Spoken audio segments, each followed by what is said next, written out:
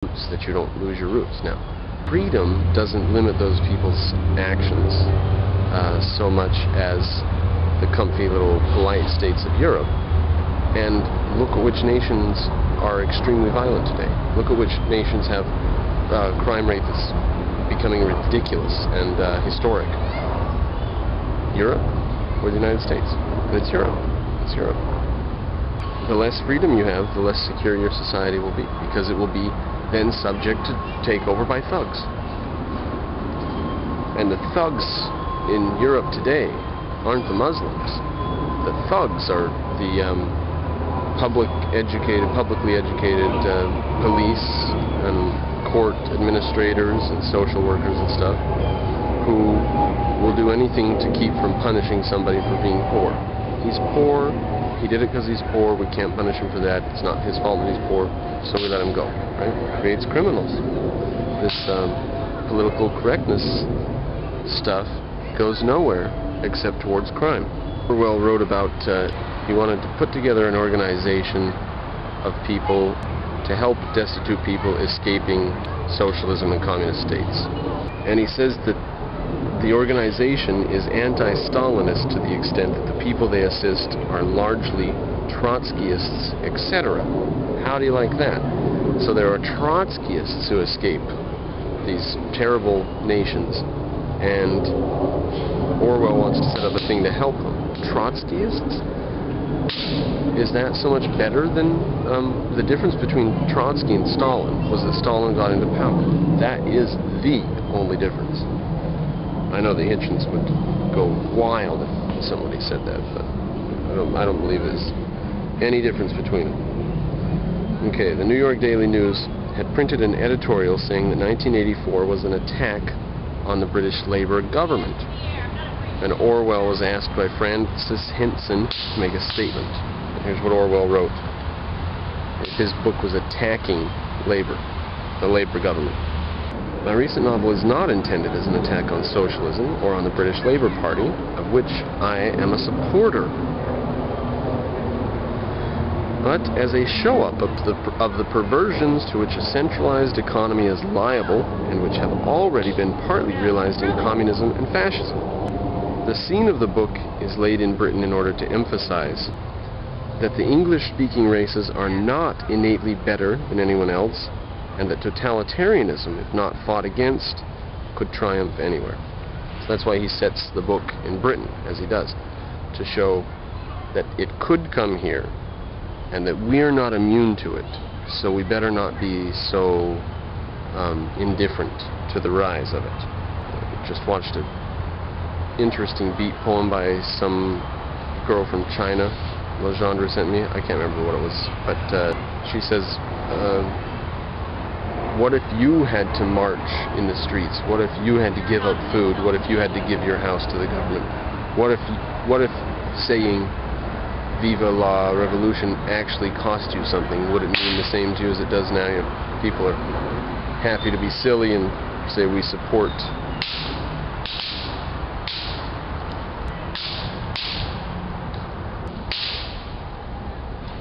good Lord. 45-minute cap gunfight. So, let's say Orwell's long-term ideas may be fighting against communism and socialism, but the short-term ideas do not. In the short term, he was, as he says, a supporter of British Labour Party. He did think that there should be shared wages. He didn't like poverty. He thought poor people should be helped. He thought America was crass. He didn't understand it, never visited it. We'll get to that. I don't know how patient I can be. The whole park's full and I just don't know where to go. But this cap gunfight's been going on a long time.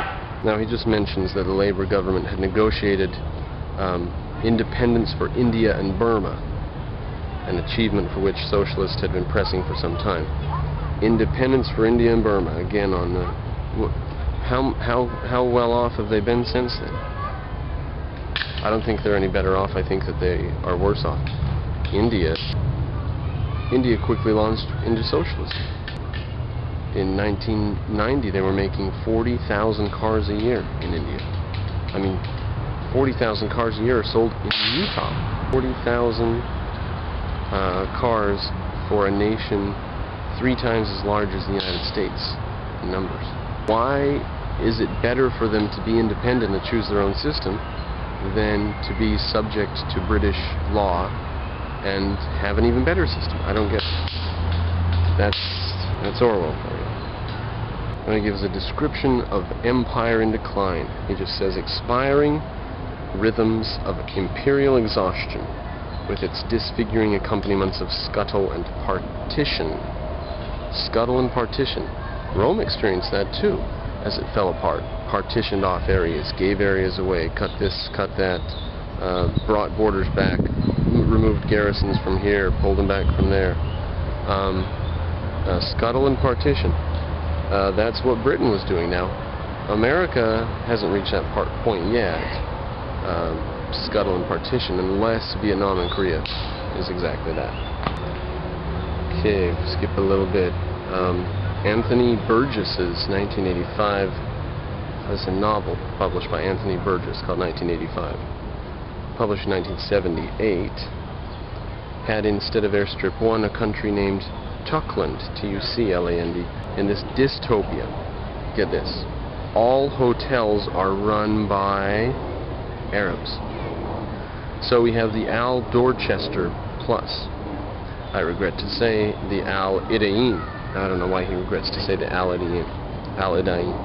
But the hotels are run by Muslims. What's going to happen? He was a little ahead of I guess they've been fighting Islam for a long time, and it used to be up in Spain and stuff. So there was precedent for them to believe in a nightmarish return of the Muslims. But here's the best part of all of this little quote. And in this dystopia novel, he had feral predator gangs called Kumina, the Swahili word for teenager. Now, the same thing has happened today in Europe. They have a special word that they use to denote the people who are raising all the hell and ruckus and the people who are causing all the crime. And they call them youths. The reason they use that is because it's not a racial term. It does not denote race, color, sex, creed, religion, anything like that. Youths, very non-descriptive. But the problem is the European birth rate has been so low for so long. There are almost no young Europeans. They are all immigrants, or second generation or third generation immigrants. I don't believe in second, third generation immigrants, but if you do, they've got them in Europe. If you were born in a country, you're from that country. You know. But today they claim to have left behind that old attitude of cultural imperialism, of you come here and have to change to our ways.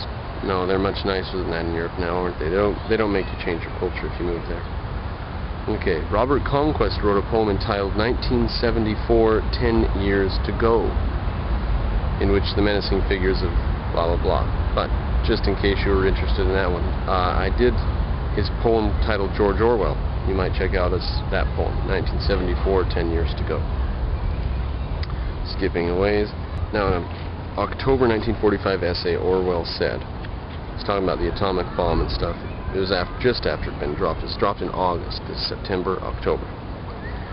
We may be heading not for general breakdown, but for an epoch as horribly stable as the slave empires of antiquity.